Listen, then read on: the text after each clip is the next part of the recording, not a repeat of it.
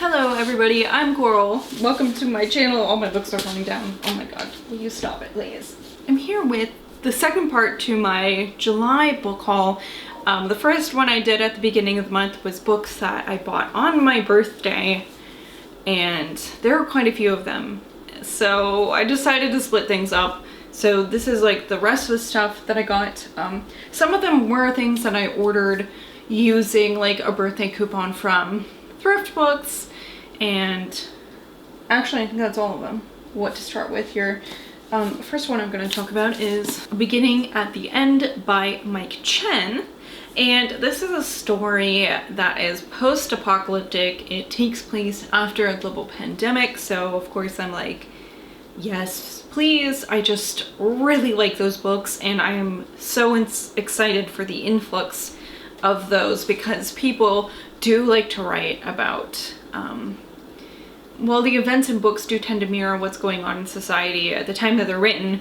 For the most part, you know, not all of them, but a lot of them. So I'm excited for the influx of books we're gonna see like that, although I wish we didn't have to live through a fucking pandemic to get stuff like that. But anyways, my point is, this is a book about a pandemic, and we follow 4 people here whose lives become intertwined, and from the synopsis it seems like this takes place sometime after the pandemic, but now people are getting sick again, and so these 4 people, I don't know if they, try to stop the pandemic or stuff, I don't know, but I know that Mike Chen is known for having more hopeful themes at the end of his books, which is not something I read a lot of, but I just keep hearing great things about Mike Chen, and his stories sound so interesting. And so here it is, A Beginning at the End. I also picked up his newest book, Light Years from Home, because I found that at Barnes & Noble this month. So that's in my birthday haul. If you'd like to watch that, I talk about that. But here it is, 2 Mike Chen books in 1 month. All right, then I picked up Steelheart by Brandon Sanderson.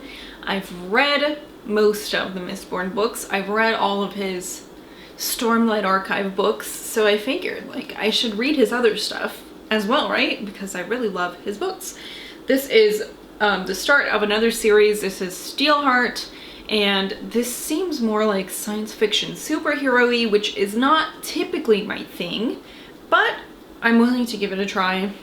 This is about these people who have these powers. They call them epics, and this happened after like some sort of weird anomaly that happened on the earth. Gave powers to some people, and this person, Steelheart, is now like the emperor of what once was Chicago, I think the thing said, and now these mortal, normal humans are going to try to take down Steelheart because he is corrupt, and it's said that like he just can't be killed by anything, and so I'm really curious how these people think they're gonna do that. Okay, then we also have Indianapolis by Lynn Vincent and Sarah Vladeck. I picked this up because I've seen Jaws a lot, right? But like this last time I watched it, I was thinking about Quint's speech in his boat where he talks about being on the Indianapolis, and I know a little bit about this, but I'd like to read more about it. So I picked this up. This happened during World War II. It happened in 1945. This ship was on a secret mission when it got hit by a Japanese torpedo and blew up the ship, right? So these men are stranded in the ocean. They have no way of alerting anybody to the fact that they are in danger, and sharks start picking off the surviving members one by one. Absolutely fucking terrifying, horrifying, terrifying. So like I can't think of, well, it'd just be a really bad way to die, I should say. Terrible. Oh my gosh, maximum fear. So this book is really heavy too. It doesn't look like it's very long, but it is thick. I was gonna say busty. This book has huge tits. What is wrong with me? Then I also picked up Growing Things by Paul Tremblay. This is a short story collection. That's all I know about it. I think now I have most of his horror books. He's written some like crime stuff, I think, that, I don't know, that's my thing, but I think this means that I own all of his horror books at this point. Just need to read it. I also picked up Grunt by Mary Roach. This is a nonfiction about like what happens to people at war and what happens when you send your body over to the military and like what kind of testing the military does on bodies. I know I've read some of this in an anatomy class I took. Like I read excerpts of it, but I haven't read the whole thing, so I'd like to do that. I really would like to read all of Mary Roach's books. I've only read Stiff and, well, maybe parts of her other stuff also in that same class, but I know for sure I read parts of Grunt. Then I also picked up The Midnight Society by Christopher Pike. I figured if I can find a copy of it, I better fucking grab it because I know it's gonna be hard to find since the Netflix adaptation is going to come out. This is not, I tried to find a copy that was like vintage, but unfortunately it didn't tell me like the year this specific edition was published. So it's a newer edition and I really hate the formatting of it. I don't know why. It just feels like I'm not reading a book.